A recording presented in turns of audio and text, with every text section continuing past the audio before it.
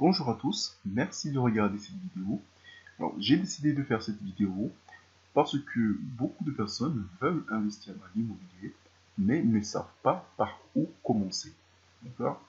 Alors, dans cette vidéo, je vais vous expliquer euh, les, euh, les éléments nécessaires pour commencer à débuter dans l'immobilier. Et aussi, je vais vous montrer que on peut investir dans l'immobilier avec très peu d'argent. D'accord?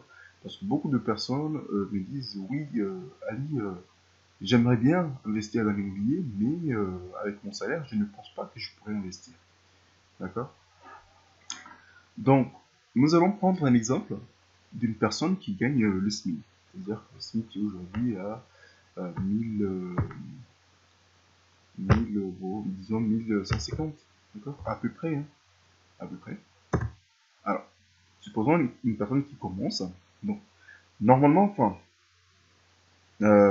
pour qu'une personne puisse avoir toutes ses chances euh, dans l'immobilier, pour commencer, à investir dans l'immobilier, euh, c'est mieux que cette personne ait un CDI, d'accord? Parce que bon, ça rassure un peu plus le banquier si cette personne a un CDI, donc on revient avec un CDI, bon voilà, j'ai un CDI, au moins ça la rassure. Mais ça n'empêche pas ça n'empêche pas aux autres personnes de venir aussi donc avec leur CDD, d'accord?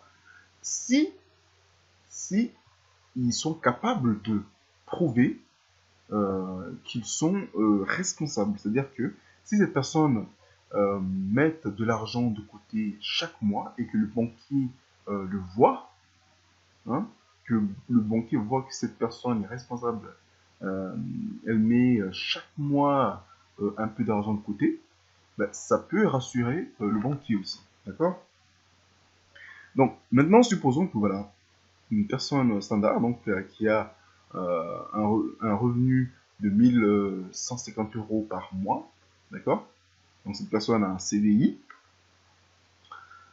Euh, et ce qui est très important, d'accord? Ce qui est très important, c'est que cette personne a un CDI, mais elle n'a pas de crédit à la consommation. Elle n'a pas un autre crédit. Elle peut avoir un crédit immobilier. Ça, pour les banquiers, c'est un investissement, donc ça ne leur dérange pas. Mais je vais vous expliquer aussi une chose qui est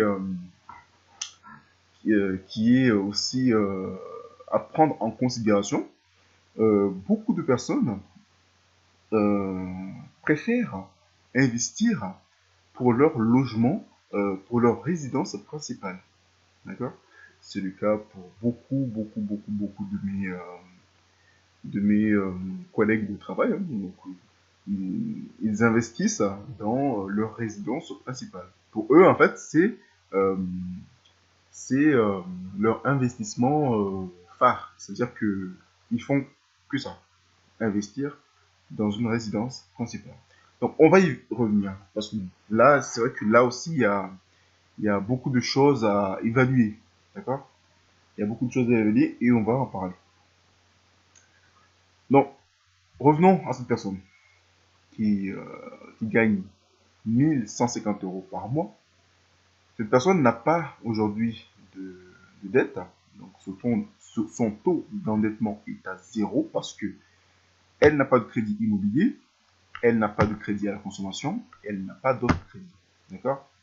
Donc, ses revenus, donc, ben, logiquement, pas logiquement, cette personne n'a pas de revenus immobilières, d'accord? Immobilier, pardon. Il n'a, elle n'a pas d'autres revenus, d'accord? Quoique, hein, des fois, on peut aussi avoir un peu d'aide de la CAF. Bon, ça, on peut le mettre. Moi, je vais pas le mettre, d'accord? Donc, cette personne n'a pas de dette. Donc, il faut savoir que le banque, la banque, pardon, a plusieurs méthodes pour évaluer si une personne peut recevoir un crédit ou pas. Donc, une des principales outils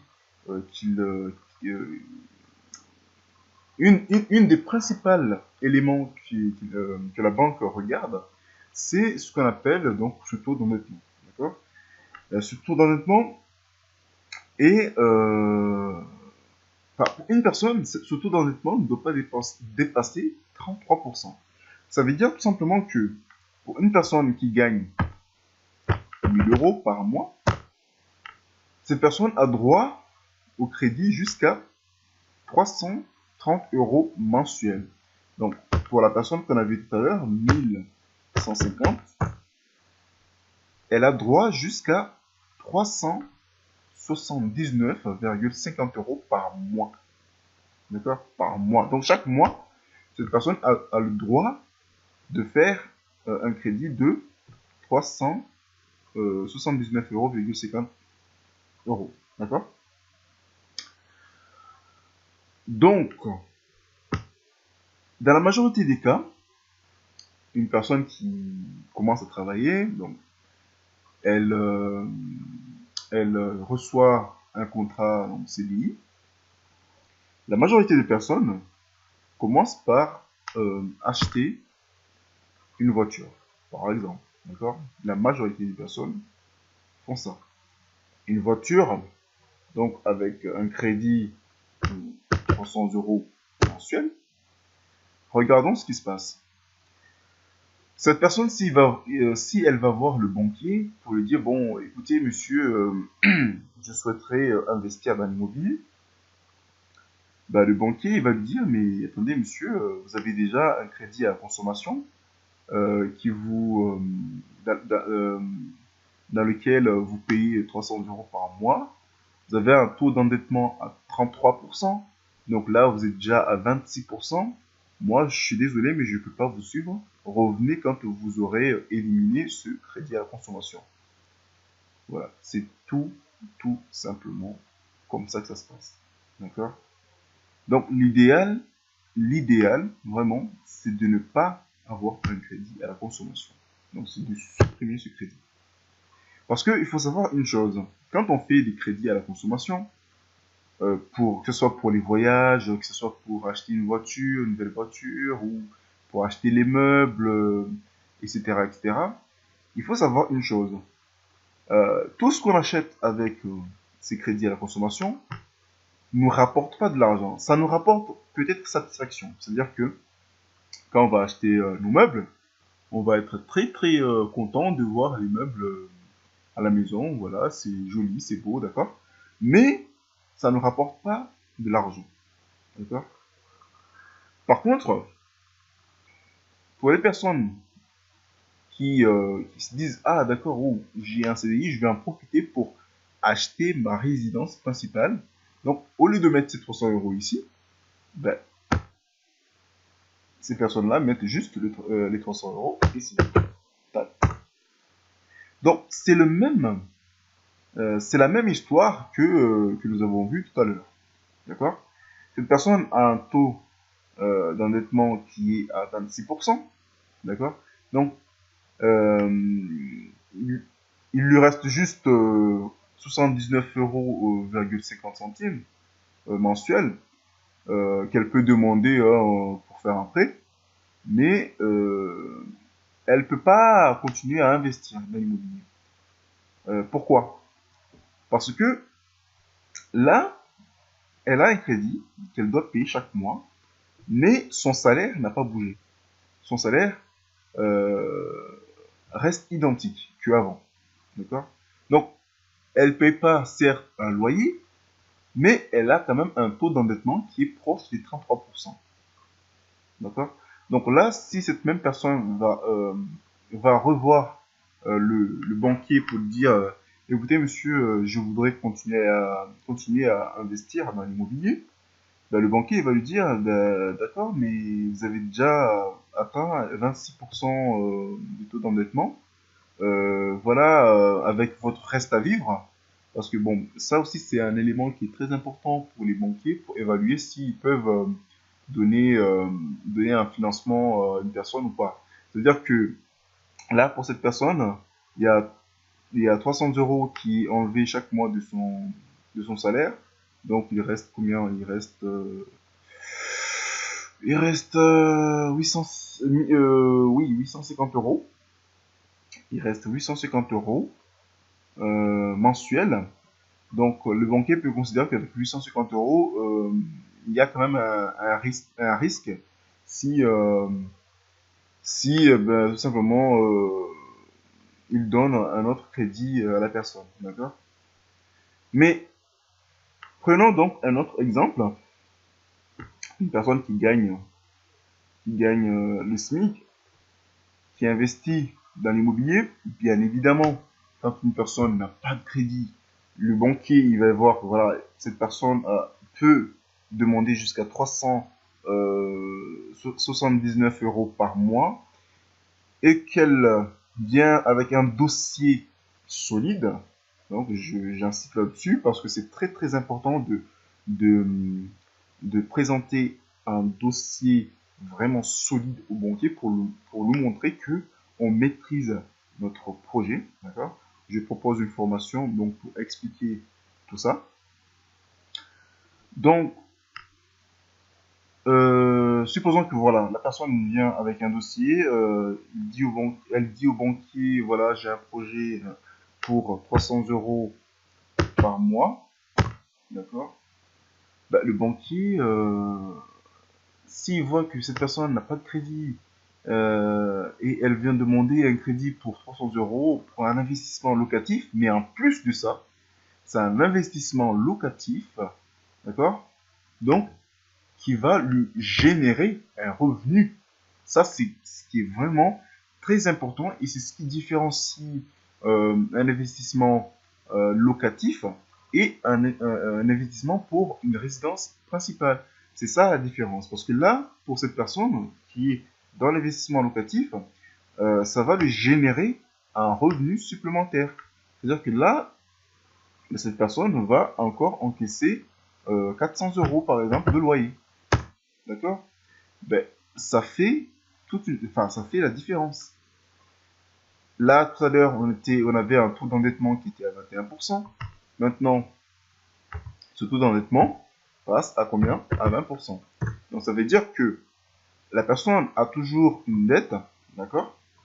Mais cette dette est amortie, enfin, pas totalement, mais partiellement amortie par le revenu locatif qui rentre. D'accord? Donc, et si on regarde bien, cette même personne, elle ne gagne plus 1150 €, mais elle gagne maintenant 1550 €. D'accord? En sachant que elle a un investissement. Donc, elle a acheté un bien qu'elle met en location. D'accord? Alors, maintenant, si cette personne revient pour voir le banquier pour lui dire, ben, écoutez, monsieur, j'ai fait un investissement qui me rapporte aujourd'hui 400 € par mois, d'accord, et que je paye mon crédit chaque mois, ben, je souhaiterais faire un autre investissement sur 25 ans, par exemple, d'accord? Donc, acheter un autre appartement à 51 000 €. D'accord. Récemment, j'avais acheté un bien à 48 000 €. Donc, pour vous dire que bon, 51 000 €, c'est possible. Hein, parce que moi, 48 000 €, c'était une petite maison. D'accord. Donc, c'est possible d'acheter un bien à 51 000 €. Tout dépend de votre environnement. C'est-à-dire que de la ville où vous êtes, etc. Donc, il faut après chercher des villes qui sont assez dynamiques pour avoir des clients à chaque fois. D'accord. Donc, supposons que voilà, cette personne veut augmenter son parc et elle veut donc acheter un autre bien. Bah, si le banquier voit que cette personne est sérieux, qu'il est responsable également, donc c'est-à-dire qu'il paye sa mensualité chaque mois et qui a de l'argent, donc cette personne met de l'argent de côté chaque mois, bah, ça va le rassurer. Donc il va lui permettre d'augmenter donc son patrimoine. Hein. Donc ici, ça va passer donc à 600 euros. D'accord? Ça va passer à 600 euros. Mais ici, ça va aussi, vu que c'est du locatif, ça va aussi doubler ici. D'accord? Donc, vous allez me dire, oui, d'accord, cette personne passe à 35%. Donc, c'est quand même là, cette personne est en dehors des tolérances. Mais il y a quelque chose qui est magique dans l'immobilier et qui vous permet, qui peut vous permettre de doubler le revenu que vous voyez ici. Donc, c'est la location courte durée. Mais c'est quand même quelque chose qui demande beaucoup plus de travail, ou peut-être pas, donc ça dépend des personnes, parce qu'il y a des personnes qui veulent se charger de l'ensemble des éléments, donc l'ensemble des tâches, c'est-à-dire remise des clés, nettoyage, enfin, ménage, etc., etc. Mais d'autres personnes préfèrent sous-traiter toutes ces tâches-là, d'accord? Mais c'est quelque chose qui peut vous faire gagner le double, voire le triple de vos loyers, d'accord? Aujourd'hui, j'ai un appartement donc, avec un crédit de 300 euros et qui me génère chaque mois minimum 900 euros. D'accord? Donc le triple de ce que je paye en crédit. D'accord? Donc si cette personne veut doubler tout simplement le revenu immobilier, il peut tout simplement passer en location courte durée et cela lui rapportera 1600 euros. Imaginez un peu ce que vous pouvez, enfin, imaginez ce que votre banquier va ressentir quand celui-ci va voir que chaque jour, il y a de l'argent qui rentre dans votre compte. Donc là, vous voyez bien aussi que ici, le revenu immobilier de cette personne est même supérieur que le revenu salarial. D'accord? Donc, malgré que cette personne a 600 euros de crédit à payer, mais elle touche 1600 euros. Donc, ça veut dire qu'il y a quand même un salaire qui reste. C'est-à-dire qu'il y a 1000 euros, il y a 1000 euros qui restent dans son compte chaque mois. Donc, bien évidemment, sur les 1000 euros, il y aura des charges qui vont passer. C'est-à-dire, bon, disons environ 400 euros par mois. D'accord? Même, il lui reste quand même 600 euros. D'accord? Donc, nous avons vu ici que avec très peu d'argent, on peut faire beaucoup de choses. Donc, pour les personnes qui pensent que investir dans l'immobilier, c'est que pour les riches, mes amis, ce n'est pas vrai, on vient de le voir. Ce n'est pas vrai, il n'y a pas que les riches qui peuvent investir dans l'immobilier. Donc, on peut, beaucoup de personnes peuvent investir dans l'immobilier, mais ne savent pas par où commencer. Ils ne savent pas la stratégie qu'elles doivent adopter, d'accord? Donc ici, nous avons vu que tout ce qui est crédit à la consommation, ça fait une sacrée différence, d'accord? Il faut vraiment éviter tout ce qui est crédit à la consommation. Si on veut bien évidemment investir dans l'immobilier, il faut éviter les crédits à la consommation et plutôt favoriser tout ce qui est crédit immobilier, mais pour du locatif. Ça, c'est très important parce que, bon, quand on fait un crédit pour juste notre résidence principale, bah, tout simplement, on se court-circuite, enfin, on se court-circuite parce que là, on ne peut plus investir. Hein. Là, c'est fini, on ne peut plus investir. D'accord? Alors que si vous avez un investissement qui vous font gagner de l'argent chaque mois, ben, c'est clair et net que là, vous pouvez ensuite voilà, avancer. Hein. Là, vous pouvez continuer à investir et ramener beaucoup plus d'argent. D'accord? Donc là, j'ai mis 1600 euros, mais en général, c'est beaucoup plus que ça. Nous avons vu que c'est... Enfin, moi, personnellement, je suis à 3 fois le crédit. D'accord? Donc là, ça nous permet encore d'investir. Donc, n'hésitez pas les amis, si vous voulez vraiment développer votre patrimoine, n'hésitez pas à vraiment tout mettre en place pour pouvoir commencer. En plus, plus tôt vous commencez, mieux c'est. D'accord? Dans une autre vidéo, je vous explique que c'est pas parce que vous gagnez beaucoup d'argent que vous allez forcément payer énormément d'impôts jusqu'à ce que vous ne pouvez pas vous en sortir. D'accord? Parce que beaucoup de personnes me disent aussi, oui, d'accord, ça sert à quoi de gagner plus d'argent si l'État va tout prendre? Donc, c'est pas forcément le cas. Dans l'immobilier, il y a beaucoup de techniques légaux qui permettent de payer vraiment quasiment zéro impôt. D'accord? Donc, il y a toute une stratégie à adopter pour favoriser notre investissement. Donc, j'espère que cette vidéo vous a été favorable, vous a été utile, d'accord? Donc, je vous propose, enfin, moi, je propose personnellement une formation.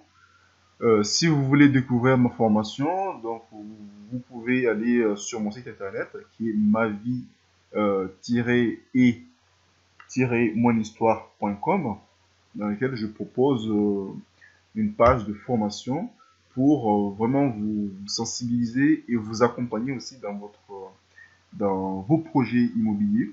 Donc là, j'explique toutes les étapes, hein, donc de A à Z, euh, toutes les étapes qu'on doit connaître dans enfin, pour l'investissement immobilier. Et je propose aussi des outils hein, qui me permettent des outils de décision qui me permettent de simplement prendre des décisions quand je veux acheter dans l'immobilier. Parce que sachez aussi il y a une règle d'or hein, dans l'immobilier, c'est que quand vous achetez un bien, il faut que ce bien vous coûte 0 €. C'est-à-dire, bon, là, je ne parle pas d'apport parce que bon, ça ne nous empêche pas de faire des apports. Ça, si on peut éviter, c'est beaucoup mieux. Dans une autre vidéo aussi, je vous explique l'intérêt de, d'apporter zéro apport. Hein. Donc, je l'ai fait avec un de mes biens, zéro apport, et la rentabilité est juste formidable. Donc, dans mon formation, je vous explique tout ça. Si vous voulez regarder la vidéo sur la partie